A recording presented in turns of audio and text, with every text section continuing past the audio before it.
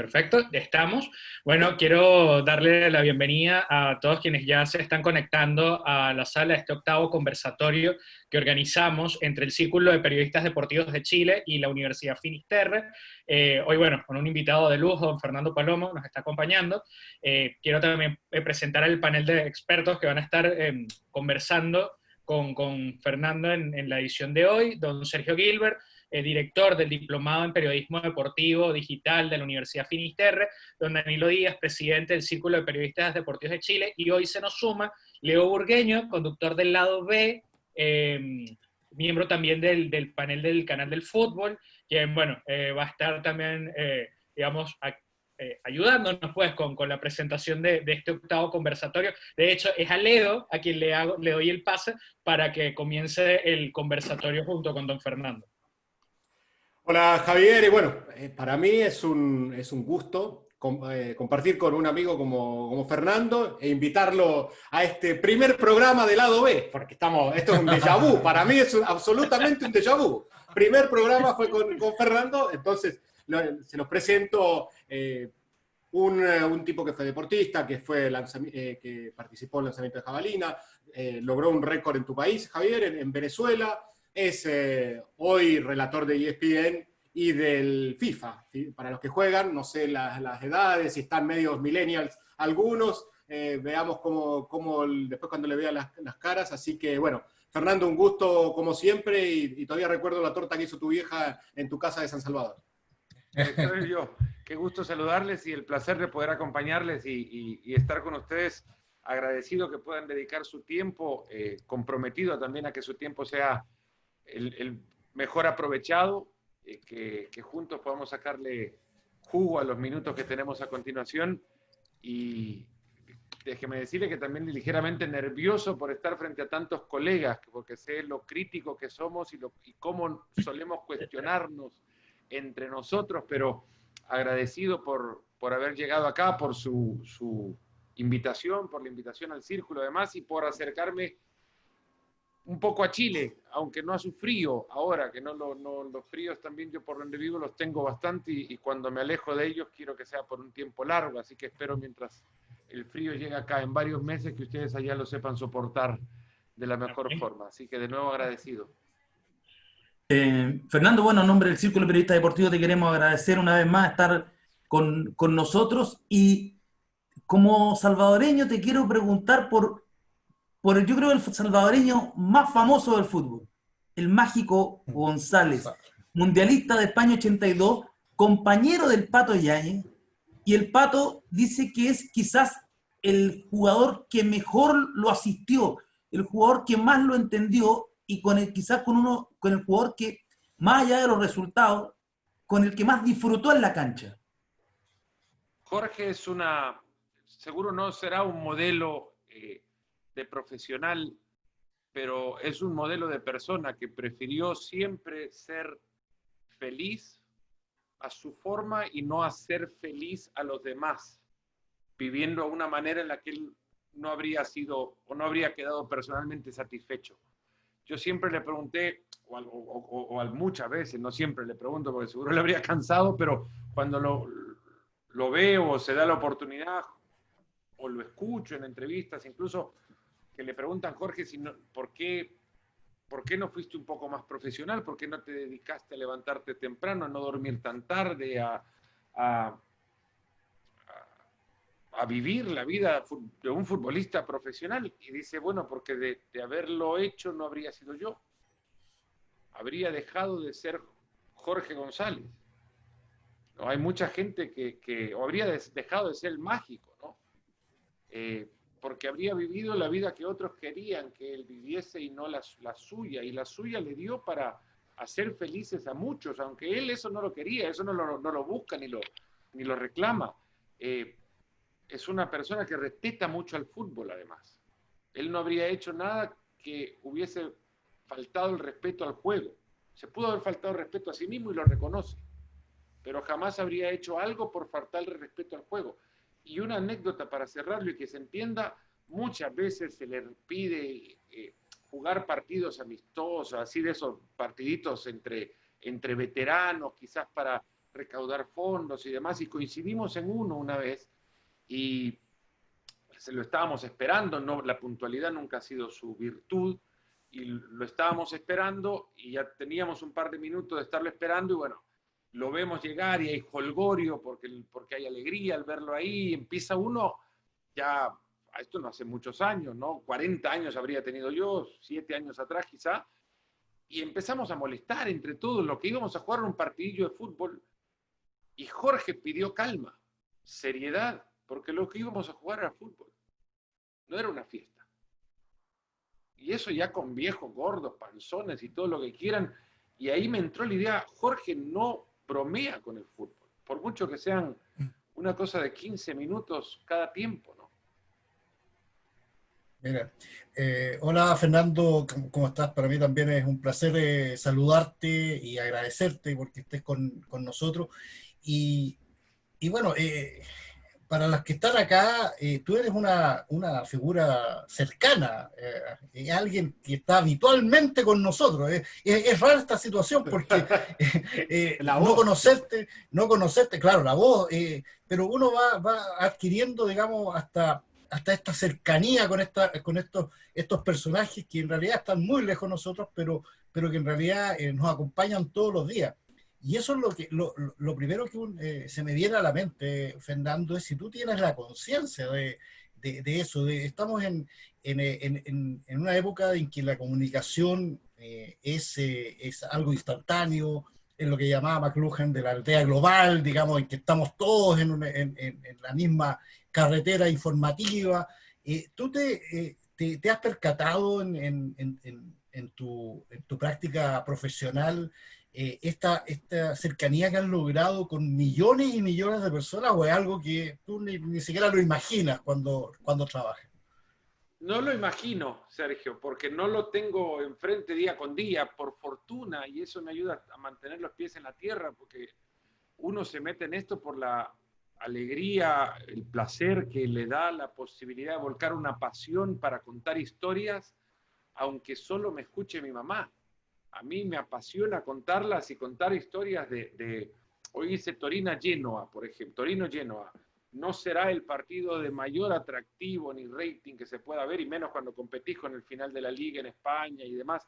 Y a mí me genera mucha emoción contar historias del grande Torino, porque estuve en su museo, vi cosas de ese equipo, bueno, en los 40, ¿no? Pero le tengo un cariño y aprecio a sus historias, y me gusta muchísimo contar las historias de ese equipo. Y lo cuento ahora porque vine de eso y regresé a casa, y en casa ni me preguntan qué partido hice, ni nada, y en el camino no me cruzo con nadie que me conozca. Entonces, para mí es siempre vivir de la pasión por la que inicié en esto, ¿no? Volcada a poder tener un micrófono enfrente y tener la posibilidad de contar historias. Me emociona mucho, y de repente me cohíbe también el hecho de saber que ahora estoy en Chile, en 45 minutos me han invitado por una charla en una universidad en Costa Rica, y así un montón de lugares a los que uno virtualmente se ha acercado, porque la gente me conoce muchas veces por el juego y muchas otras veces por la tele, pero me conocen por un montón de cosas. Entonces, eso sí emociona, me llena de mucha responsabilidad también, porque sé perfectamente que hay una imagen formada sobre mi nombre, y lo que quiero es por lo menos que esa imagen se acerque mucho a la realidad de la persona que soy, ¿no? No se pueden ser una persona y un personaje, creo, yo eso no lo puedo manejar, entonces trato de que por lo menos la gente entienda y sepa que están hablando con la misma persona, actuar de la misma manera siempre en todos los lugares. Hay otra cosa, y para cerrar, que también me hace realizar que llegas a muchos hogares, y es que no hay día que alguien no me diga que ya está cansado de escucharme, porque yo entiendo que pasan ahora todo el día jugando, y no hay día que alguien no me agradezca por escucharme. Y eso emociona muchísimo, ¿no? Una vez en Costa Rica se me acercó un chico, me abrazó afuera de un supermercado, habíamos llegado a un programa de televisión, y estaba justo un supermercado cerca, habíamos hecho una actividad, una dinámica con el supermercado que patrocinaba un poco la visita y se me acercó un chico y me abrazó y no me soltaba y ya, bueno, ya el abrazo seguía prendido, el chico y ya era un poquito incómodo, ¿no? Y me dice, Fernando, es que yo a usted lo escucho más que a mi papá, me dijo. Y eso me quedó grabado porque ahí, bueno, eso y muchas otras cosas te hacen realizar que en ese juego se llegan a miles, si no millones de niños de cualquier edad, y es un vehículo grandioso para poder enviar buenos mensajes también, ¿no? Si ya te escuchan más que a sus propios padres, pues tampoco es para ser padre de nadie, pero si se puede cumplir con por lo menos utilizar ese vehículo para que se puedan enviar y se puedan recibir mensajes positivos, desde el respeto al juego mismo, ¿no? Cuando de repente en el guión de las grabaciones del juego viene, hay que grabar falta fuerte, ¿no? O tarjeta amarilla. 30 versiones le sacaron una tarjeta amarilla al jugador, pues de las 30 versiones, que 5 sean que el jugador respete al árbitro y no le reclame, que es la autoridad y no hay por qué reclamarle al árbitro. Entonces, por lo menos por ahí ya se empieza a enviar algo de que hay que entender quiénes son los jugadores del partido. Está el rival, están tus compañeros y está una autoridad a la que hay que respetar, ¿no? Si eso cala en algún momento, pues yo creo que el propósito de ese chico que me abrazó y me dijo, te escucho más que a mi padre, ya se cumple. Fernando, a propósito de eso, ¿cuál es el público hoy que más te reconoce o que más te sigue? ¿Son los chicos por el FIFA o los grandes por ESPN? Yo creo que están entremezclados. Hay muchos chicos que no saben que trabajo en ESPN, hay muchos grandes que no saben que estoy en el juego, ¿no? Se entremezclan muchos y luego también la señal nuestra ya tiene una huella y mi voz tiene una huella en la señal que va más para el norte del continente que para el sur. Entonces, en el sur del continente me conocen mucho más por el juego. Los mayores recordarán que hace 15 años trabajaba en Sport Center en Sudamérica. A los chicos ahora, los de 15 años dirán, pero ¿cuándo estuve en el Sport Center? No me suena que haya estado ahí, pero bueno. Y los del norte me conocen por las dos cosas, ¿no? A los del norte los estaré volviendo locos en todos lados, porque ya me ven en el canal y me ven en el juego, han de estar más cansados todavía. Fernando, hace un año y medio más o menos estuviste aquí en Santiago junto a Mario Kempes, presentando el juego, y hablábamos, estuvimos juntos en esa oportunidad, y en la entrevista a Mario Kempes, yo recordaba una frase del flaco Menotti. Menotti decía,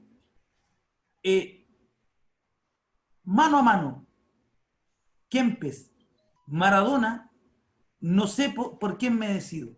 Y te lo pregunto porque cuando tú estás relatando y tu compañero en el FIFA es Mario Kempes, quizás los chicos, veo mucha gente joven en este conversatorio, no lo vio Kempes o no lo dimensiona, pero no sé si comparte. Kempes es mejor que el 95% de los jugadores que aparecen en el FIFA. El 99. Un crack entero. Sí, y hay para los que no lo vieron jugar y quizás no quieren repasar toda la carrera de un jugador, porque no se puede dimensionar en un solo partido, ni un equipo ni un jugador, ¿no?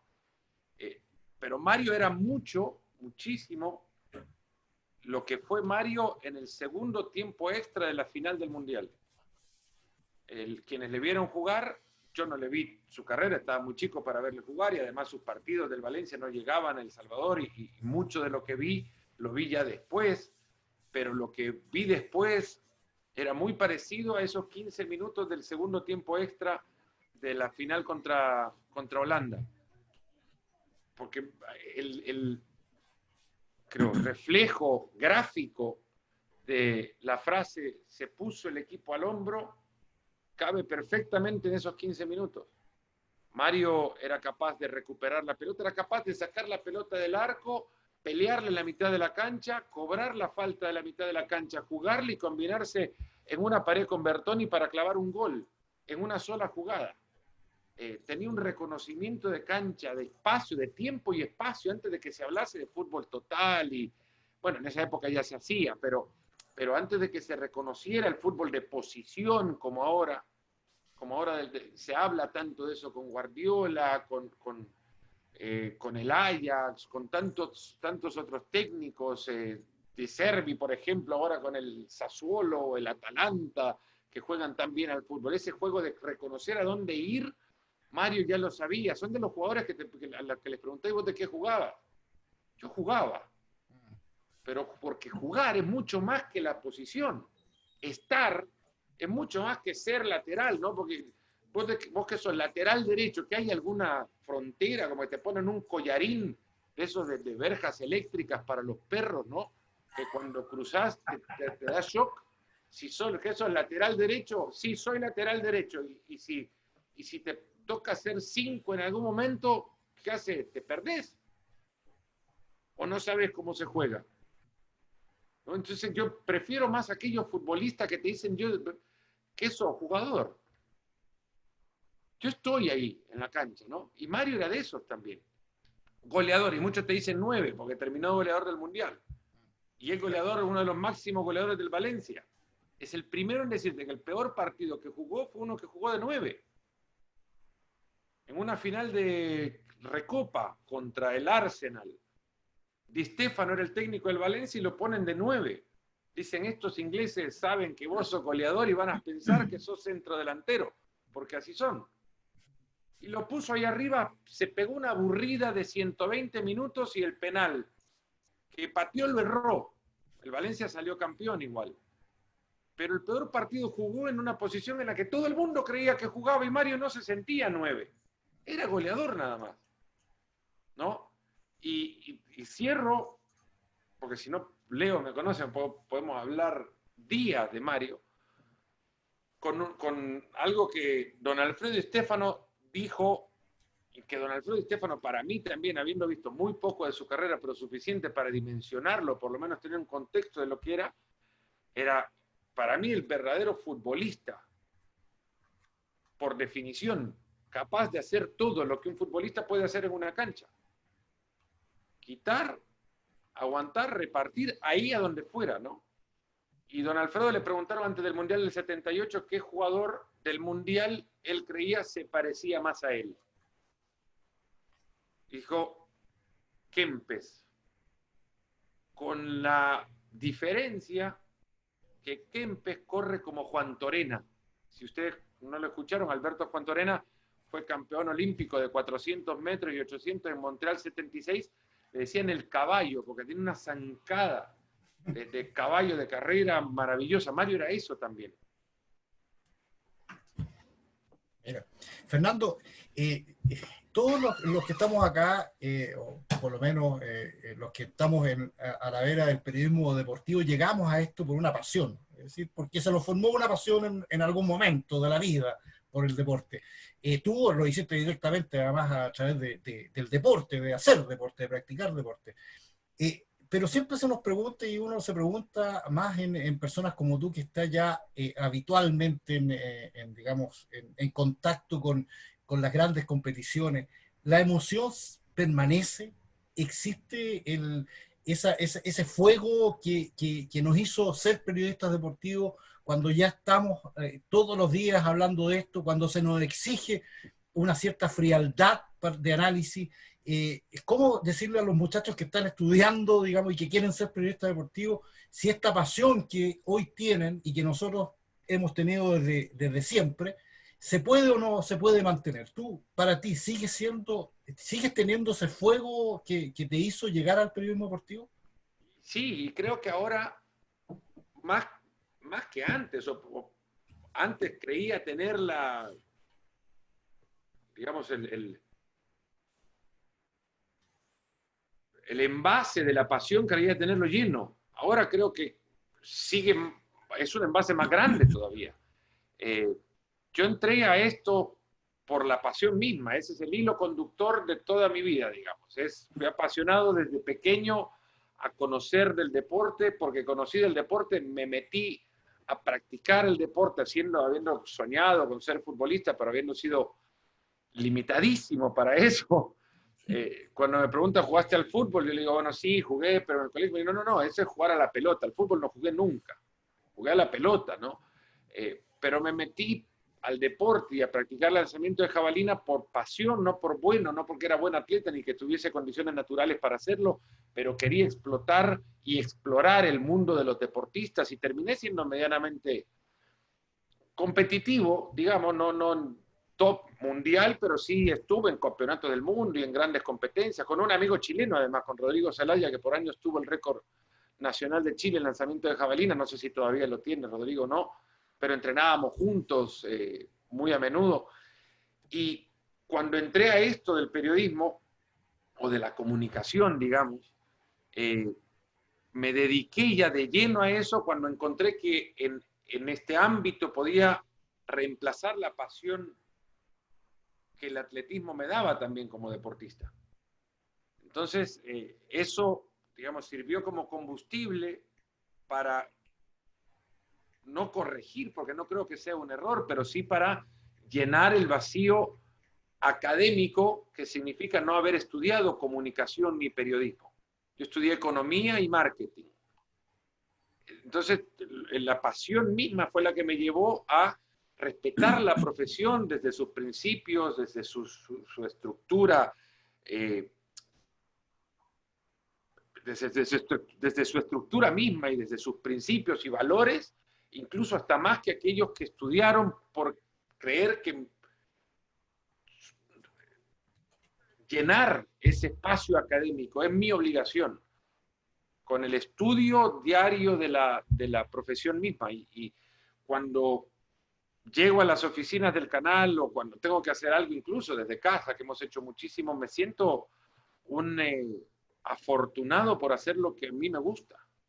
Yo creo que no todos pueden decir que hacen lo que les gusta y te preguntan cuál es tu medida del éxito, ¿no? Para mí ser exitoso significa estar haciendo lo que te gusta y por mucho tiempo, y eso yo, por lo menos es uno de los objetivos de vida que he logrado, el poder ahora mismo hacer algo que me llena, que me satisface.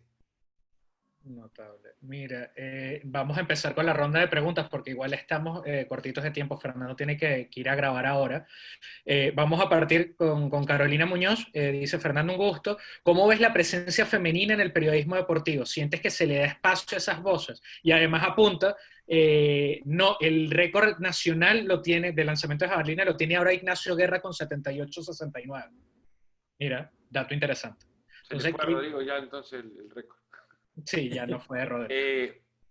¿Qué opino de la...? Bueno, yo no creo que exista por género, no tendría que existir, siento que somos todas las profesiones un pequeño reflejo de las sociedades en las que convivimos y creo que cada ámbito o industria tiene que mirarse al espejo y encontrar cuáles son sus debilidades ahora que somos todos conscientes que no tiene que existir por género una diferencia entre los seres humanos, sino nos tiene que hacer diferentes las capacidades para hacer la tarea en cuestión. Y las mujeres tienen que tener por capacidad tantas oportunidades como pueden tener los hombres. Acá tienen que ser como en el fútbol, tienen que jugar los buenos. No hay gordos, ni flacos, ni viejos, ni jóvenes, tienen que jugar los buenos. Y en el periodismo tienen que estar los preparados. Notable. Mira, Borja González te pregunta, volviendo al tema del fútbol, ¿cuál es el partido más divertido que has tenido que comentar o relatar hasta ahora? Si tienes que elegir uno. Divertido, bueno. Y es buena esa, pero no sé, uno pensaría que un partido con muchísimos goles en el camino, o cambio de historias, ahora mismo no te podría responder como para no caer en el lugar común de alguna final o algo así. Me gustó mucho la pregunta y la verdad que no tengo respuesta, no porque no haya relatado un partido divertido, qué triste sería mi carrera si todos los partidos han sido aburridos, ¿no? Pero sí, seguro tiene que ver con alguno que tuvo muchos cambios o muchas historias por contar en el camino. De repente uno viene anticipando la participación de algún jugador y hoy, por ejemplo, Belotti, Andrea Belotti, el 9 del Torino, venía con 6 partidos seguidos marcados o con gol. Y Belotti, mirá que buscaba ocasiones y no se le dio, le terminó cayendo un gol en el minuto 91, que fue un zapatazo al ángulo además, como diciendo, bueno, esta es la última que tengo, le pegó, eso me divirtió mucho, que encontrar cómo las ganas de sobresalir de un jugador lo lleva incluso por encima de lo que pueda hacer en trabajo colectivo. Jugó los últimos 15 minutos por marcar su gol, no el gol de su equipo, ¿no? Mira, aquí Emilio Díaz Araya te pregunta ¿qué consejo le darías a relatores y comentaristas que recién están comenzando su carrera? Igual esto ya lo habías respondido, ¿cómo ha sido tu experiencia grabando para el videojuego? Ya eso sí la contestaste previamente, pero ¿qué le dirías a quien está comenzando su carrera en este momento? Que creen su propio estilo, que no traten de imitar a nadie, por mucho que imitarse a un elogio encubierto. Yo creo que cada uno debe de encontrar el lugar, las formas que le hacen disfrutar lo que está haciendo, que respeten a su audiencia, que respeten a los protagonistas, que recuerden siempre que los protagonistas son los que están en la cancha, no uno. Uno es nada más que un acompañante, una variable del medio audiovisual, porque uno debe, aquellos transeúntes casuales al partido, informarles del por qué se juega el partido, qué relevancia tiene para la tabla de clasificación histórica, qué relevancia tiene la formación que ponen los equipos en la cancha por lo que hacen los entrenadores de acuerdo a su estilo y demás, pero respetar eso informando a la audiencia, recordando que uno no es más que un acompañante, insisto, del paquete audiovisual de algo más importante que uno, que es el partido de fútbol en sí, o el evento deportivo en sí. Nunca considerarse más que el evento, nunca considerarse el espectáculo del espectáculo, ¿no? Si no, ya caeremos en que somos payasos y no cumplimos nuestra tarea. ¿Cómo es grabar el juego? Trato de resumirlo. El juego implica un principio fundamental que es tratar de hacerlo real, ¿no? Ya hay ingenieros que hacen que las caras de los jugadores se parezcan lo más posible a la realidad y que hacen que las acciones o movimientos de los jugadores se parezcan mucho a la realidad. Entonces mi tarea o nuestra tarea con Mario es que el relato se parezca mucho a la realidad. Pero como no es un partido el que estamos viendo, sino son acciones las que se relatan, pues cada acción yo la tomo como una acción única y singular. Antes les decía, me piden grabar 37 tiros de esquina, hay veces que llegás al 35º y dudás si esquina está bien escrito, porque lo viste tantas veces que ya no sabes si lo lees bien, más allá de decirlo bien, pero en ese 35º intento o 35ª versión, pues trato de hacerla distinta a las 34 que le precedieron, porque ese córner puede ser el primero del partido o puede ser el último. Claro. O puede ser el único. Entonces, hay sesiones que son arduas porque el juego mismo te implica llevarte todo eso a la realidad y toma muchísimos detalles en cuenta. En consecuencia, este año hemos grabado centenar de frases, y en otros años se han grabado también otras tantas, pero solo para que tengan un reflejo quizás de lo que significa grabar el juego, pónganse a pensar, no sé, si puedo pedirle a alguien que me diga un equipo de fútbol, uno nada más, alguien que se desconecte y mencione un equipo de fútbol. El que sea. El que sea. El Sassuolo. Bueno, Sassuolo entra a la cancha a jugar su primer partido de la fase de grupo de la UEFA Champions League, habiendo terminado campeón la temporada anterior. Sassuolo entra a la cancha a su primer partido de la fase de grupo de la UEFA Champions League, habiendo sido segundo lugar en la tabla de posiciones. Sassuolo entra a la cancha después de un milagroso boleto a la fase de grupo de la Champions.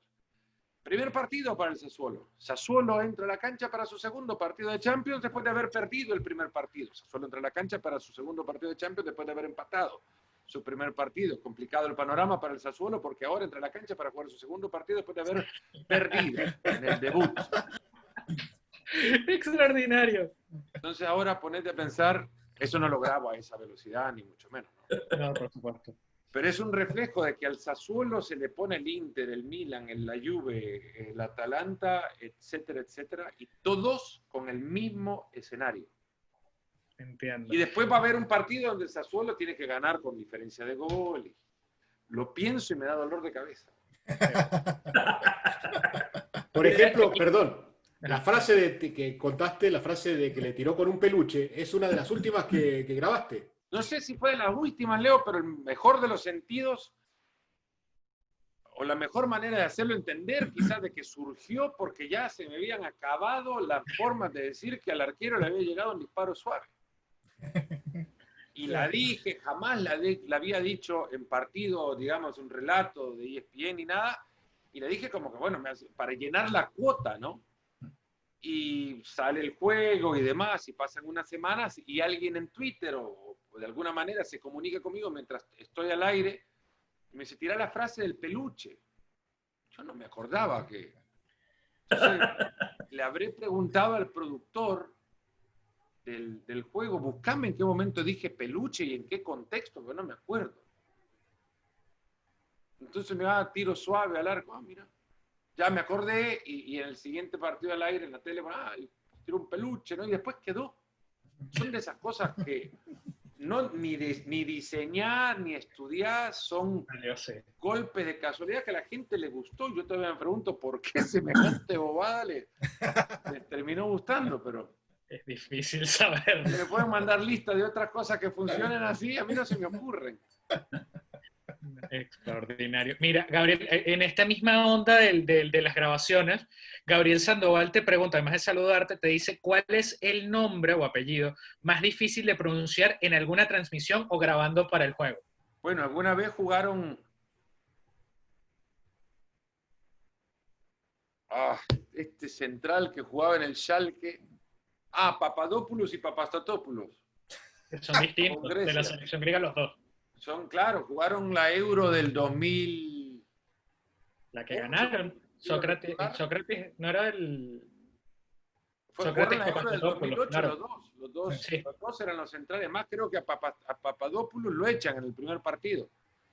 Jugaba el campeón defensor, ¿no? Grecia era el campeón defensor en aquella época, entonces juega el primer partido y lo echaron a Papadopoulos. Pues Papastatopoulos y Papadopoulos es una de las combinaciones más complejas de relatar. Luego están los nombres belgas que uno puede considerar que tienen pronunciación neerlandesa por la cercanía geográfica, y la pronunciación es totalmente distinta. La L en Polonia es W, entonces si encontrás a un Lucas, no es Lucas, es Bucas.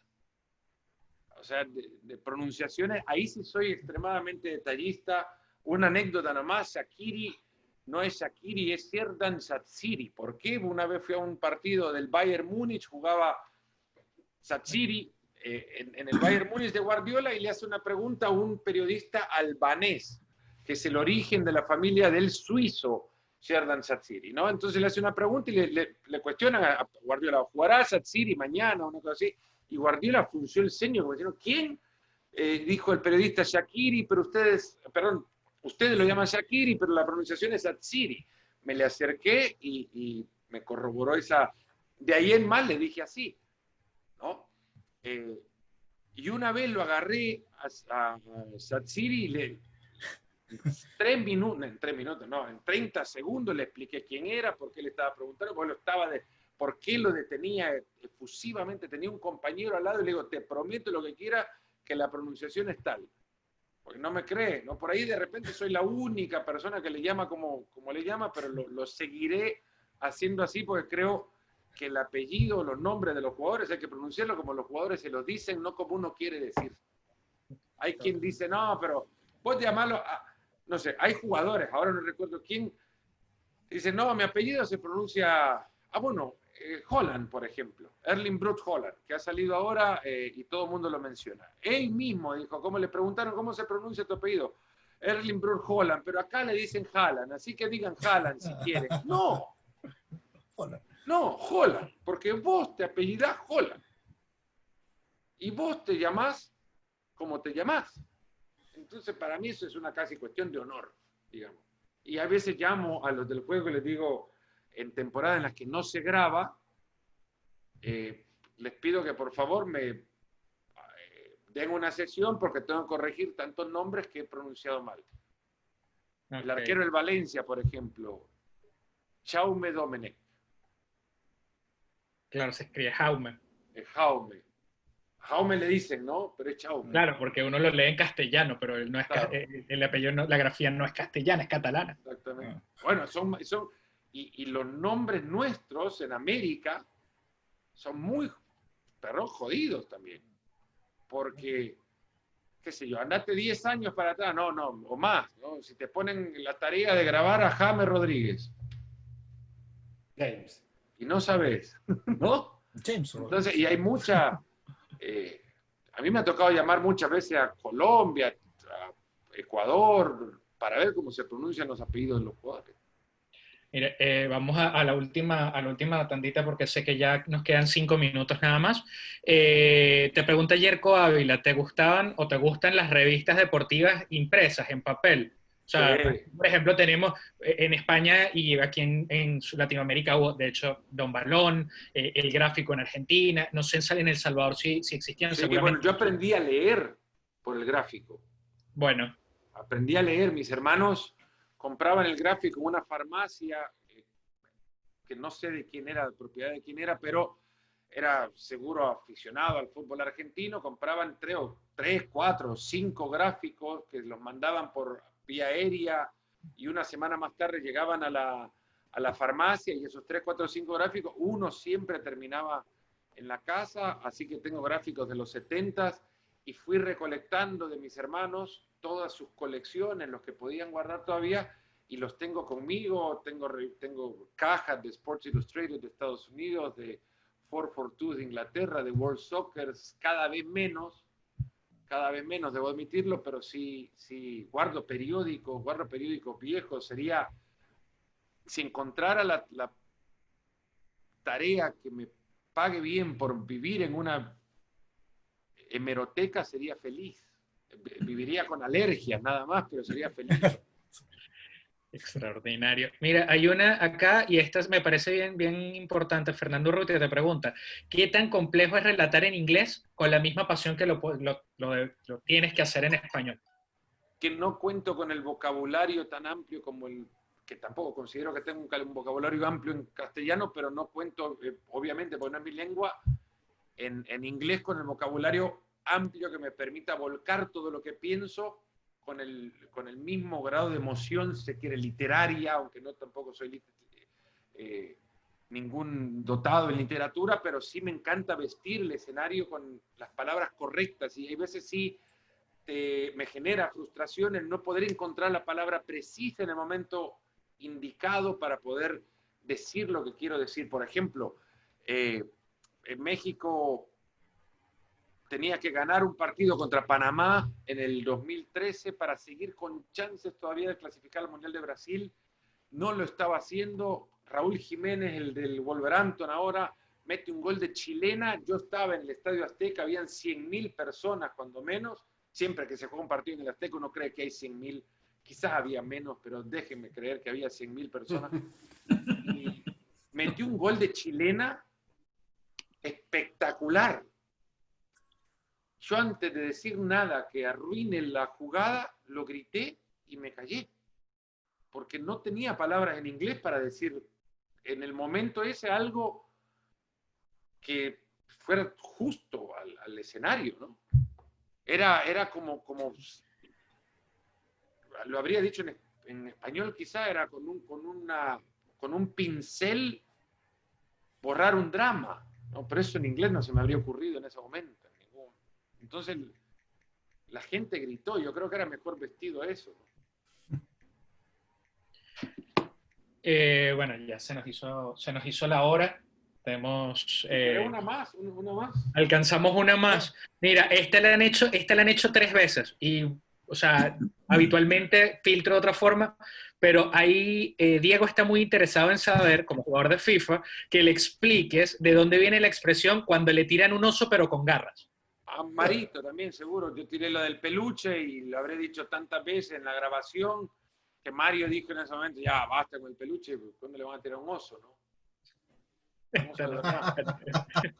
¿Cuánto dura una sesión de grabación así de FIFA, por ejemplo? Depende de la intensidad de lo que tenés que grabar. Si son nombres nada más, puedo pasar un día entero grabando, pero generalmente son 4 o 5 horas de grabación, una vez por semana durante 3/4 partes del año. Ahora no estamos grabando ya, pero sí son sesiones largas por lo mismo, porque trato de descansar un poco para evidenciar cansancio en una sesión que lo que pretende justamente ser fresca y darle realidad al juego, ¿no? Vale, ahora sí, queremos, bueno, en primer lugar, en No, nombre... más, Javier, hay tiempo. ¿Tenemos tiempo? Dale. Yo le digo la verdad, Tiempo extra. estoy preocupado porque Fernando Palomo tiene que grabar para ESPN y no queremos retrasarlo. Bueno, tenemos otra.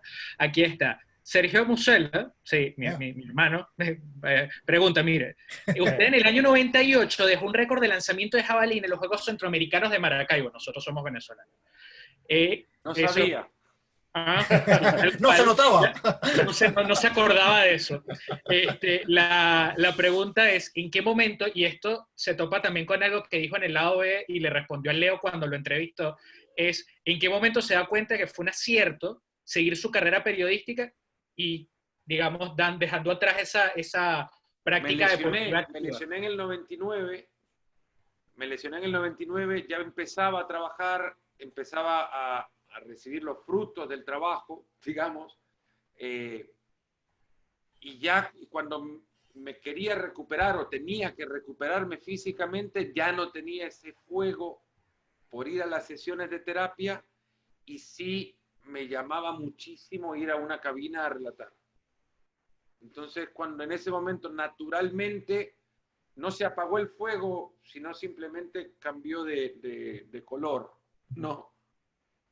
Dejé de ser atleta y empecé a hacer esto, pero me llamaba mucho eso de poder contar historias, escribirlas, investigarlas, y me quedaba con que de repente en la investigación por algo que quería contar, se me pasaba el tiempo y ya pasaba el tiempo al que podría haberle dedicado a la recuperación y decía, bueno, me recuperaré mañana, pero sigo con esto ahora. Entonces ahí noté que seguir siendo deportista no habría sido justo conmigo mismo. Claro. Pero aquí además hay una anécdota muy particular que es cómo comienza, cuál es la primera pauta que Fernando Palomo cumple en ESPN. Eso... El primer encargo, digamos, la primera tarea profesional fue el 25 de agosto del 2000 y me habían dado un paquete de información, pero así, grandote. Aprendí todos los protagonistas del evento, sus entrenadores, sus formas de entreno, demás, tenían, bueno, bastante claro qué es lo que tenía que hacer, de quiénes iba a hablar y cuáles eran los protagonistas a seguir. Fue una competencia de perros en el agua o en troncos, carreras de perritos silvestres, digamos. Esa fue la primera. No, y está bien. Digamos, atleta, entre comillas, su nombre era Disney. Pero en algunos casos también relatás perros hoy. Sí, claro. Hay algunos que sí, Todavía sigue la misma. Hay algunos que pegan como perros. Exacto. Hay muerden como perros también. Pero... Mira, esta es cortita. Hernán Rodríguez pregunta, ¿transmitir un mundial de fútbol o los Juegos Olímpicos? Yo creo que por la manera en la que disfrutás, o disfruto yo al menos, del evento en sí, es el fútbol, el Mundial de Fútbol, porque hay posibilidades de ver todo lo que está pasando. Si me preguntas cuáles son tus Juegos Olímpicos ideales, sería estar en el estadio de atletismo, pero con 28 pantallas al mismo tiempo, para no perderme nada de lo que está pasando. Y prepararte para unos Juegos Olímpicos es verdaderamente arduo, porque para poder llegar a esos Juegos tenés que saber perfectamente cómo van a ser tus días, pero con un año de antelación, para saber cómo preparar todo. Es que no hay una dimensión, creo, tal en el deporte en sí que pueda compararse con preparar unos Juegos Olímpicos. Entonces, claro. nada, terminás agotadísimo, agobiado. Hay veces, no quiero decir que no lo disfruto, porque dentro de todo sí lo disfruto, pero sí se sufre un montón preparándolo. Entonces, como es un mundial de fútbol, ahora me preguntaba, una final de un mundial de fútbol o la final de 1500 unos Juegos Olímpicos, Es brava. ahí esa decisión es más compleja. Mira, Gabriel Sandoval te pregunta, ¿cuál es tu jugador chileno favorito? Mi jugador chileno y Marcelo Salas. Porque soy de la Alianza en El Salvador, siempre fui de la Alianza, pero tengo una pequeña parte de mi corazón que es de River. Mira. Mirko pregunta, en tu caso como exatleta también, ¿cómo se maneja la relación entre un jugador y un comunicador? En este caso, porque hay casos en los que algunos se hacen amigos, otros mantienen distancia. Yo creo que mientras más activos estén, menos amigos hay que ser. Y luego saber entender muchas veces por qué son las amistades. Los jugadores también necesitan de uno para hacerse ver, los entrenadores más. Entonces hay que tener muchísimo cuidado en cómo manejar esas relaciones. Me ha pasado ser muy amigo de un exjugador, no tener contemplado que en algún momento iba a retomar su carrera para dedicarse a dirigir y encontrarme en la disyuntiva de no saber qué sos, ¿no? Si sos amigo, sos entrenador, decidí que, bueno, o sos periodista del entrenador y decidí autocensurarme porque creo que las amistades son mucho más largas, ¿no? Y hay que cuidarlas también y son extremadamente valiosas y creo que no hay nada que a la gente no le podría haber hecho falta que yo deje de hablar del equipo en cuestión, ¿no? Pero con los jugadores también, hay muchos jugadores con los que guardo amistad, pero con los que creería que ni siquiera corresponde invitarlos a un programa mío para entrevistarlos porque no sería la entrevista más justa, ni estaría yo haciendo mi trabajo, ni lo pondría en un lugar cómodo al personaje, ¿no? Entonces, mientras más amigos soy, menos contacto profesional tengo con los personajes.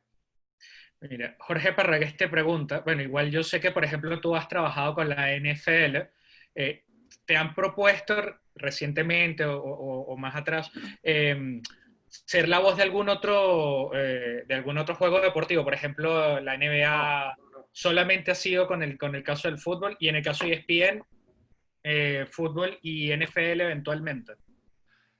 Hice NFL, arranqué en el canal con eso, después entré a Sport Center y después de Sport Center el fútbol, pero no se ha presentado tampoco la ocasión de poder relatar otro deporte más allá de lo que en su momento los olímpicos o panamericanos y demás me invitan a entrar al atletismo, que es uno de los deportes que más disfruto relatar, porque lo viví, ¿no? Además, y del cual conozco bastante, y para mí es una cámara de oxígeno, por todo lo que significa. Los atletas son más abiertos con uno, tienen más cercanía, te cuentan historias.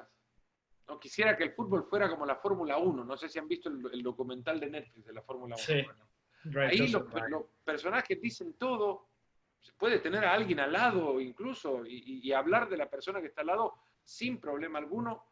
Y en el fútbol tiene muchas historias, muchos cuentos y son personajes bastante complicados. A ver, Claudio Flores pregunta, ¿qué enseñanzas deja para la labor de un comunicador, como en el caso de nosotros, trabajar con futbolistas retirados? O sea, esto, por ejemplo, en tu caso con Mario. Bueno, no por el caso puntual de Mario, sino que porque los futbolistas estuvieron ahí en la cancha y muchos, no todos, muchos saben comunicarte cosas que vos regularmente no ves. Menotti alguna vez en alguna charla con, no me acuerdo qué periodista, relator, estoy tratando de pensar quién conducía Mar de Fondo, Leo, se me ha ido. Fantino. Fantino es relator de Boca para Mitre en Argentina y Menotti una vez le dijo, ¿vos qué haces vos sabés de fútbol? Le preguntó quizá, o no sé, o la charla iba más o menos por ese lado y le dijo, sí, le dijo, no, pero vos relatás. Pero bueno, pero fútbol, claro, vos relatás, vos seguís la pelota. El fútbol es ver muchas más cosas que solo la pelota. Y los futbolistas estuvieron ahí, yo cuando estoy en una cancha y juego 7 para 7, 8, lo que sean, mí se te hace un mar de cosas confusas ahí adentro, y al futbolista hay más claridad. Y hay unos que saben interpretar esa claridad desde lejos y comunicarla. Y esos creo que son los que saben hacerte ver el fútbol con mayor claridad y te amplían el panorama. Mario tiene esas cosas. Mario ve cosas que yo regularmente no veo, ¿no? Perfiles. Y luego lo otro es que no por ser futbolista tenés que saber de fútbol. Y hay muchas veces que pasa que por ser futbolista se cree que ya pueden entrar a hablar de fútbol. Y muchas veces los futbolistas te dicen, si vos no jugaste no podés hablar del fútbol. Yo siempre les digo, cuando he visto un jockey que fuera caballo, ¿no? Esa era una clásica de Arrigo Sacchi. Sí, Arrigo Sacchi la tiraba, pero creo que antes era de Gerard Houllier, me parece buena es igual. No, nunca fue extraordinaria. caballo ningún jockey para hablar de hípica. Extraordinaria. Por último, y ya con esto cerramos, preguntan, ¿te veremos en Santiago para el 2023? Quisiera, sí, seguro. No digo seguro porque, bueno, no sabemos, pero si por mí fuera es una de las citas que tengo marcadas en el calendario con muchísimas ganas de estar ahí, de acompañarles, porque los Juegos Panamericanos son nuestros Juegos Olímpicos y eso de verdad es un evento maravilloso, pero grandioso, y sé que van a hacer un trabajo formidable en Chile. Bueno, La no sé parrilla si burgueña se estará quiere disponible. despedir. Que la parrilla burgueña estará disponible en Santiago 2023. Eso sobre todo, que esté cerca del hotel o de la Villa Olímpica y ahí. Para darle contexto, el hermano de Fernando es el presidente del Comité Olímpico de El Salvador. Ya no lo será para esa época. Creo Y bueno, yo. también. No va a tener 90 años también en el cargo. Bueno, en todo caso, queremos agradecerle, bueno, a Fernando por su simpatía, por su disponibilidad y su disposición también a hablar de todo. Se nos quedaron un montón de preguntas en el tintero, pero también tienen que entender, Fernando tiene que grabar ahora, ya, cerrando con nosotros. Yo creo que va tarde. Y también, bueno, agradecerle a don Sergio Gilbert, director del Diplomado en Periodismo Deportivo de la Universidad Finisterre, a Danilo Díaz, presidente del Círculo de Periodistas Deportivos. Nosotros nos volvemos a ver el martes. Vamos a estar anunciando en las próximas horas quién va a ser nuestro próximo invitado. Además, hoy con la participación especial de Leo Burgueño dentro del grupo de panelistas expertos. Pueden escuchar la entrevista que Leo Burgueño le hizo a Fernando Palomo en el lado. La consiguen en YouTube. No sé si alguno de ustedes quiere agregar algo más. Y Fernando, 1.000.000 de gracias por acompañarnos. A ustedes, muchas gracias. De verdad, gracias por llevarme a Chile por esta vía y ojalá que podamos pronto encontrarnos in situ, en persona, para saludarnos y continuar con esta. Y si no, en persona, abierto a cuando ustedes requieran. De verdad que ha sido un placer enorme. Muchas gracias, Fernando. No, muchísimas gracias, Fernando. Esta conversación, para quienes no pudieron escucharla completa, la vamos a tener disponible en el canal de YouTube en los próximos días y la vamos a estar dando a conocer en nuestras redes sociales. Muchísimas gracias a todos por su presencia. Sigamos en contacto para la 9ª edición del conversatorio. Gracias, Fernando. Un abrazo. Un fuerte abrazo. Gracias.